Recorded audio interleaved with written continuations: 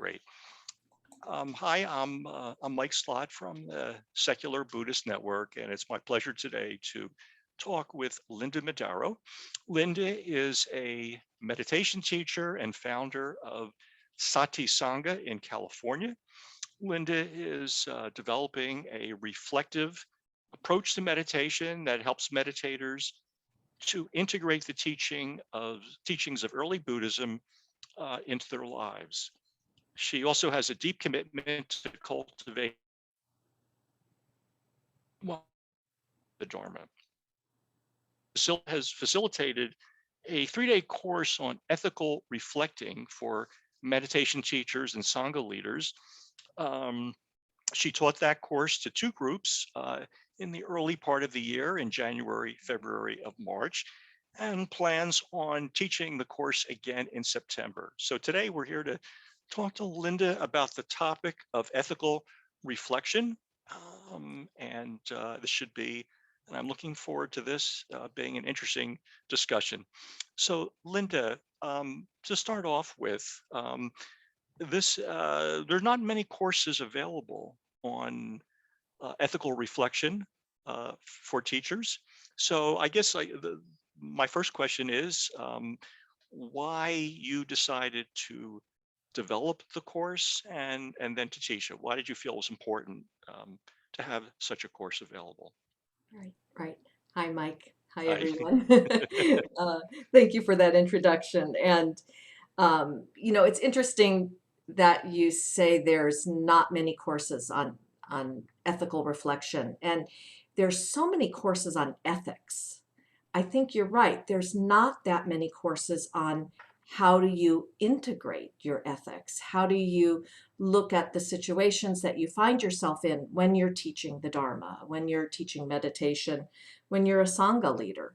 So in my view and in my colleagues and many people I know, reflection is an ethical safeguard. It's something that you can add to anything, to review it, to remember it, to refine it, it being the ethics here, obviously. Um, and that I think it takes a while to develop the taste for reflection. Um, it's something that one has to cultivate, and it's not usually a given that we know how to reflect on our ethics and what the purpose is of doing that, and how do we, pull out the pertinent learnings from that reflection and then enact them and make them a part of the way we go forward in our teaching with people that we care about deeply. mm, no, that makes sense. Were there, of course, we've known each other for a while, and I know that in your history with the Dharma and your teaching that you have encountered um, challenges Right. in organizations that you've been with that involved violations of ethical boundaries and so forth. And that's certainly the case in many Buddhist traditions, lineages, certainly in Zen Buddhism and Tibetan Buddhism and other. Was that the kind of the major stimulus for you to kind of work in this area, or was it just something that you felt was a lack in the training of teachers and Sangha leaders? Yeah. Yeah. I look back on my involvement with, my first Sangha that was very dear to me. And I feel like we were quite naive. Even though the history of ethical misconduct has long in Buddhist circles and Buddhist Sanghas. It's not something new, but there was a way that we didn't have structures in place that would really support us in our conflicts, in our dissolution of the happy sangha that's going to, continue like this fantasy forever and ever. We know that that's part of the teaching. It's not going to continue forever and ever, and that things will become hard at some point, and that we're going to have to start looking at really the power differential with a teacher and with students. And this was something we didn't have the language of this really 15, 20 years ago. This has become something that's secular, current, modern. And the dynamics that happen within groups and within sanghas, they've been mostly covert or underneath the surface. It didn't travel over on the boat with Buddhism from the East, right? So, so we've had to really go into that study and that in-depth experience from the pain and the suffering that we've gone through. So I really feel like the topic of ethics chose me. I I would have preferred to sail along, not now, but then I would have preferred to sail along and just keep that fantasy going a bit more.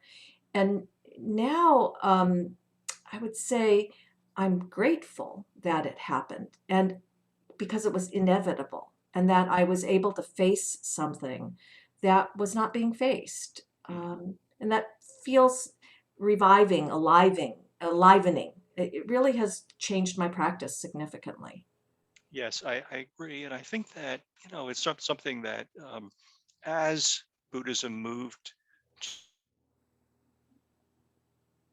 to Western countries, we've had to sort of challenge and sort of work through um, what what should be the ethical relationships between the teacher and students, or in a flatter Buddhist organization between group leaders and members of the group, and to look at exactly the issue you're talking about, which is power issues of ethics and so forth. So I think as difficult as it is, it's certainly an important challenge for us. I absolutely agree with that.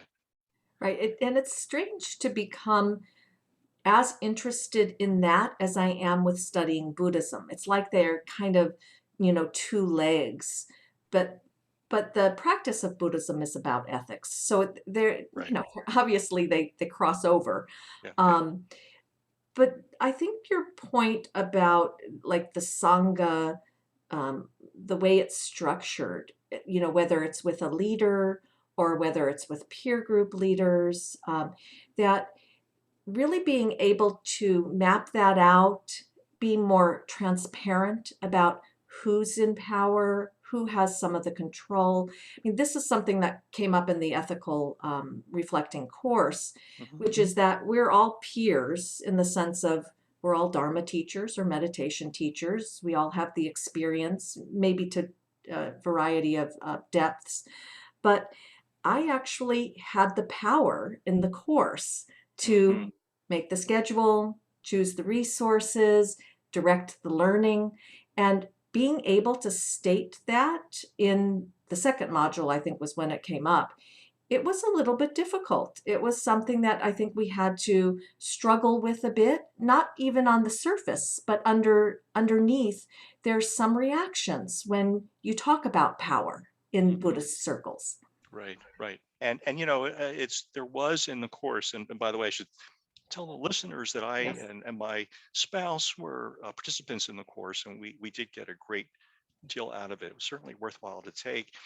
And I think that the level of in the course, though, certainly one of the goals was really to foster that sense of transparency and self-understanding, to really, in reflecting about ethics, to really try to get into the nitty-gritty of it and not look at it on a surface level. And I wonder, your approach to meditation, is Right. reflective meditation, and so I assume you feel that the ethical reflection, just as in reflective meditation, you want to really sort of um, be present with all the experiences that we have in meditation. That in some sense the ethical reflection should, in a similar way, kind of connect us with all the elements of things that affect how we deal ethically with people. Is that a fair statement in terms of? I really like the way you said that. That Okay. that really fits. Yeah. in the practice of reflective meditation, which is an evolution of a recollective awareness practice of my early study with Jason Siff. Um, and Nellie and I have taken it in a little bit of a different direction Mhm. based on the dissolution of that Sangha and having to create another one. But the focus there is on what happens in the meditation sitting. And that's really the anchor. So with the ethical reflecting, I feel like the ethics have become the anchor Right. because we're not taking people back. I mean, people are in different traditions. You know, not everybody looks at what happened in the meditation experience as being highly valuable, which Mm-hmm. is what we do. But we are all there because we do think ethics are highly valuable and we've seen the harm that has come from them and we want to reflect upon them more and all the facets of them. It's a huge topic, isn't it? It's Yes. a huge field. Right. And I think one of the nice features of the course was that, at least in the course that I participated in, there were people from different sort of coming from different places within Buddhism. There was a Zen Buddhist priest, and there were some folks from uh, reflective meditation, and Sharon and I more insight meditation, and the secular Tibetan. Buddhist, the Tibetan. Yeah, and it was interesting that there wasn't the the the sort of kind of looking at the ethics and reflecting on it. There wasn't any sort of neat division that kind of fell out based on the lineages or Right. schools that people were part of. It was just people together, um, trying to reflect on these issues. So in some sense, it was kind of a unifier in a way It was. of people interested in the Dharma, but kind of trying to deal with the same type of challenge. So Right. I thought that was quite good. Yeah. I'm glad you brought that in because that kind of comes from my participation in the Gen X Dharma teachers community. Yeah. I really saw that when we focused on ethics and talked about what's going on within our communities regarding values, norms, codes of conduct, we weren't debating practices. Whose practice is better, or which sutta is the more, better translated, or who is the authority. We were really put back into our own experience and about something that we're all dealing with. So that unification, um, I think, is relevant because our topic this next year in the Gen X Dharma teachers is Mm. emerging Buddhisms and Mm. how we are this variety, multiplicity, um, not a unified tradition. There's so many of us and so many differences amongst us. Yeah. Well, that's certainly, by the way, that would be another wonderful topic to discuss Yeah, after you've attended that. So let me go back a little bit to the course itself, and for sure. listeners, just to get a sense of when you were putting the course together, and as you were doing it, and kind of making adjustments as the course went on. Were you guided by any particular, sort of ideas about how you would present the material, or what, and from your, perspective, is the best way to do this kind of course? It was a Zoom course, and it took place over 3 separate days, pretty much for the whole And over day, 3 months, over three right? months, right? Right. So, what did you think? What were you thinking about in terms of what type of pedagogical approach that you would bring, to the course? Yeah. I mean, I really did rely on knowing that I would be able to collaborate with people, that that's something that I'm really interested in. And I know that I have a skill in being able to do that. Mhm. And that led a lot of my thinking of I'm going to present something, we're going to reflect upon it, and then we're going to collaborate and think about it together. And so that obviously then has, reflection and inquiry based learning. So Right. these things really, I would say, are something that come more naturally to me. A didactic course, I really didn't want to fall into that too much because I feel that there's many didactic courses available. Mm. And I wanted to pick resources that were more experience-based or that I could point to and then could have people question their assumptions about something. For example, one of my resources is that hierarchy is not the problem, it's power dynamics. Right. And so, there's no evil triangle out there running around trying to, prevent us from getting into friendly circles, right? That there's really this, let's say, middle way between an authority and a consensus model that we're swimming in. So that makes it more difficult and also for me more true, real. Again, I'll use the word alive. Winton Higgins used that with our Sangha, so I'm kind of borrowing that. Yeah. Um, uh, but that there's a way that I really did want it to be about people's experience, that they could come to this course, they could bring the conditions of their lives, of their Sangha, and they could be included into the course, not tried to be excluded. Mhm. And I think that that is, in some sense, you're kind of enacting the the model of how you'd also like to see Dharma groups Right, function as well. In other words, groups that where people can come in with different levels of experience and contribute in ways they can and learn from other people, and not have such a rigid division between the person who kind of, you know, presents the material and is the expert, right, and those who are just receiving it in a sort of passive way. And I think that this is also another important component of, you know, what we as contemporary Buddhists in the United States and, you know, throughout the world are trying to sort of figure out how do we structure right, the Dharma groups that we're in of all the different types that exist, whether it's meditation or discussion groups or Kalyana Mitta groups or right. whatever. So how do we create structures that are viable, that are participatory? Um, you know, so it's very important stuff. Yeah.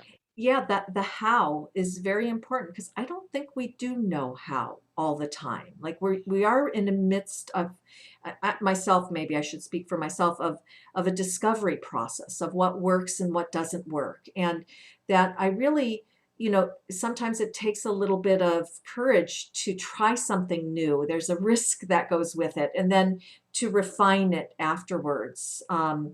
And I did take a lot of the feedback that people gave me to heart, and Mhm. I didn't take it all into how I revised the course. So, so Yeah. it was interesting. The first module, I really wanted it set up as a slow go, as not a real definite, here I am, this is the conflict that I've gone through with my Sangha. Because it takes a while to build some trust to start to talk about these issues. Many people have a lot of trauma. A lot of the ethical concerns haven't been addressed in their communities. There's confidentiality, privacy, secrecy in many things. And some of the other people may not have had as much problems in their Sangha. So it could feel a bit voyeuristic if, like, oh, what happened to you?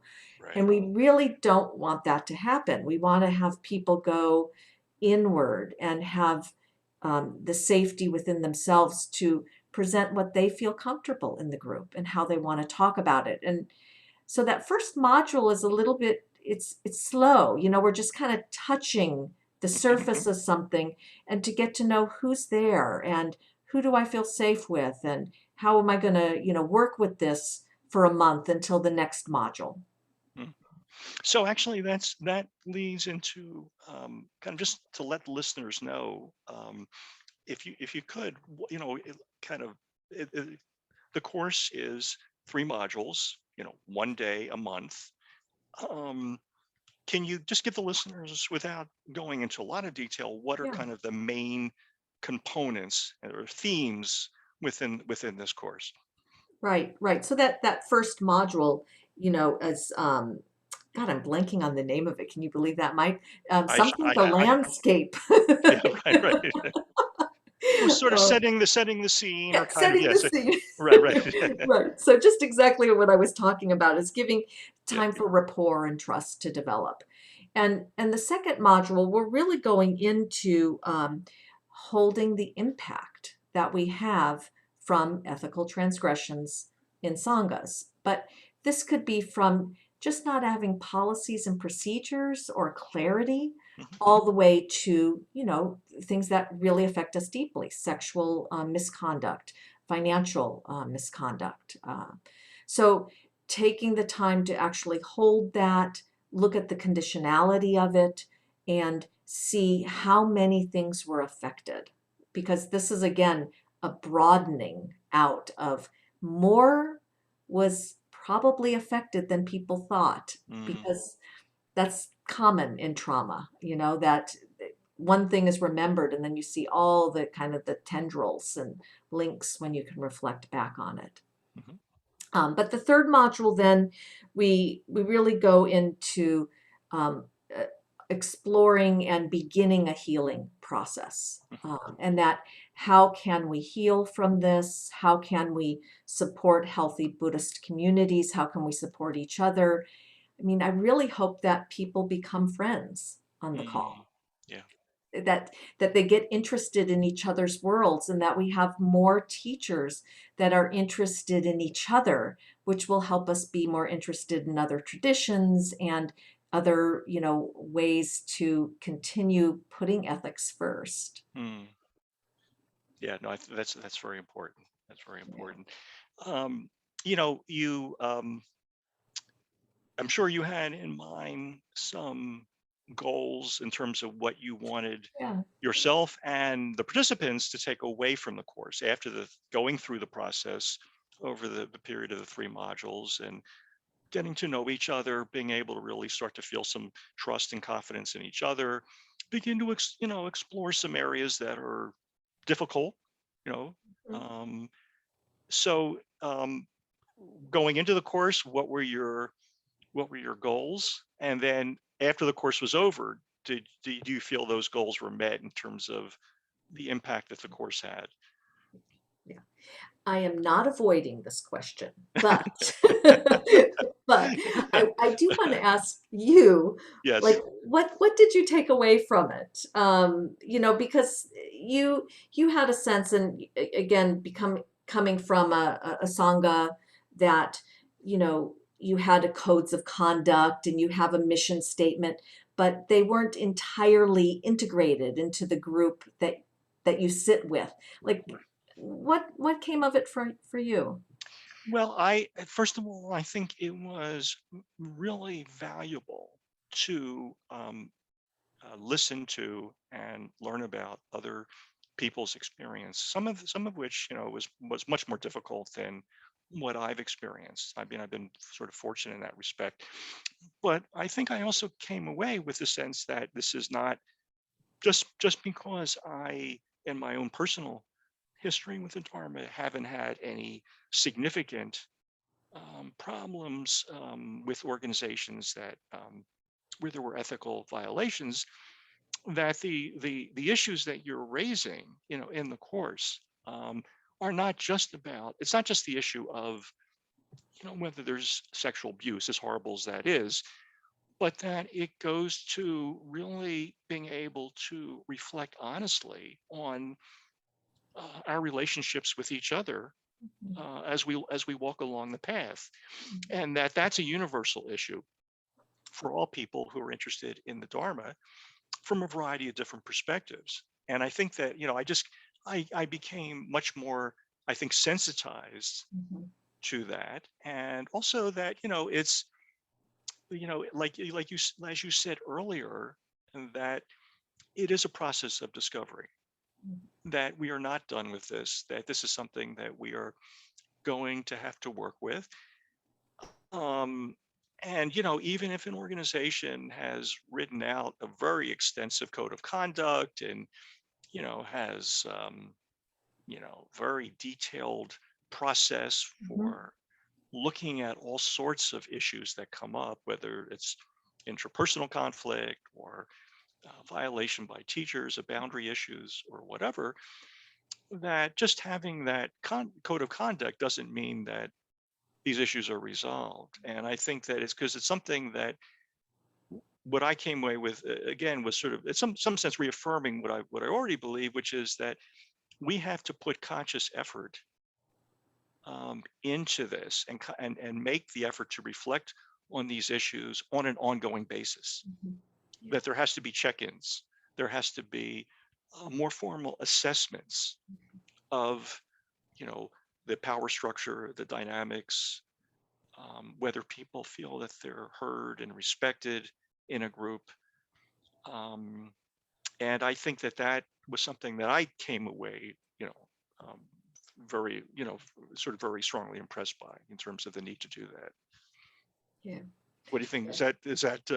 Do you feel good about that in terms of your goals? Well, I Yeah, do. I yeah, do. I'm really just kind of, I'm touched yeah, by you saying it in the sense that it's not just my problem yeah. or Yes, our problem. I mean, it's our problem. It's not just the single individual's problem, the people that it happened to.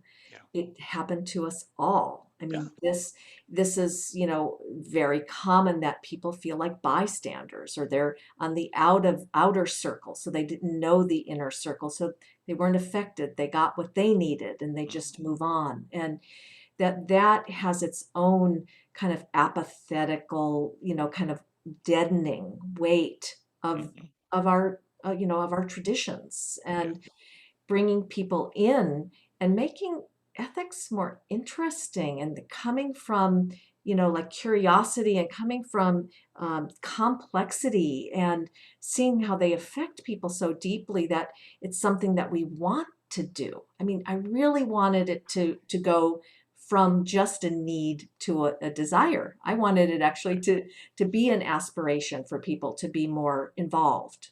yeah, So yeah, it's lovely to hear you say that, Mike. yeah. Thank you, thank you. So, I guess I maybe would just end with, you're doing the course in September again. Yeah. And so what I know you got a lot of, and you really encouraged a lot of feedback Mhm. from the participants in our, in the course that I took. Um, are you going to make what's your thought in terms of changes that you'll make with the course coming up? And by the way, if you want to, you should let listeners know, if, I don't know if there are any openings left in the course, but if there are, you should let folks know how to, you Great. know, send in applications for it. So do you plan any adjustments to the course, any changes? Yeah, I think the biggest adjustment that I took from the feedback that I got is that people wanted more. They actually wanted more things to do in between the modules. Yes. They wanted more dyadic opportunities. They wanted to be connected with each other and also to do their own independent study. And that it really helped remind me that this is teachers. This isn't just students. This is, Yeah. those of us who have taken this on as a kind of a life commitment, a goal, that we do have the energy and resources to attend to more. And so I put in a lot more strongly suggested things to do between Yeah. the modules. Yeah. And again, giving people that option. We're all busy. We all have a lot of things to do, but I really feel that um, there was just much more. The majority of people said, "Give me more. Give me more opportunities to connect, more opportunities to study this, to reflect upon it in between the 3 months." No, So I agree with that. I think that um, yeah, I would have, yeah, I would have been, I think, even though, I mean, we are busy, but I think that I would have certainly have taken up the opportunity to have done that. But again, I just want to say to you, I don't like to, I don't want to make you blush or anything, but you are really a fabulous facilitator. And I think part of it is because you have the capacity to, um, sort of have yourself open to the sort of currents that are happening among and the dynamics that are happening, and to just be willing to kind of make sort of quick adjustments. I mean, I think that's the mark of a really good teacher, and I also resonate very deeply with your desire to kind of move away from the sort of traditional teacher student role in not just in Buddhism but in actually most of Western education and in other spiritual tradition as well. I think that this is a really important um, challenge for us, and I think something that future generations will continue to work on. But I see that as just a very positive development, and I think you're one of the people in this country now who are helping to sort of create the path for people as we move along. So, Linda, I want to thank you very much for having the time to talk with Yeah. you. Yeah, thank And you, Mike. It's yeah, it's a really a mutually reciprocal relationship. So I appreciate your time and attention and the work that you do at SBN. I'm highly involved and invested in that also. yes.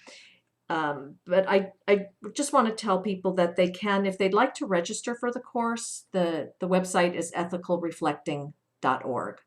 And it's reflecting, it's, that kind of verb rather Right. than a noun per se. And also, I just want to end with that, spiritual teachers, meditation teachers, dharma teachers, that relationship sinks in deeply. It's different than just a professor or your aerobics teacher or your art class teacher. That dynamic is something that people remember what their teachers said to them 40 years ago, 50 Mm, years ago. And it's a really, really, kind of to the bone relationship. So changing that is also, it's a huge deal to kind of modify that and start to find that depth of impact that two people can have learning the Dharma in a highly respectful and long-term, relationship way. right. No, absolutely. Yeah. Thank you, So Mike. you have a good day, and Ah, we'll talk soon. Okay. okay. Take care. Bye.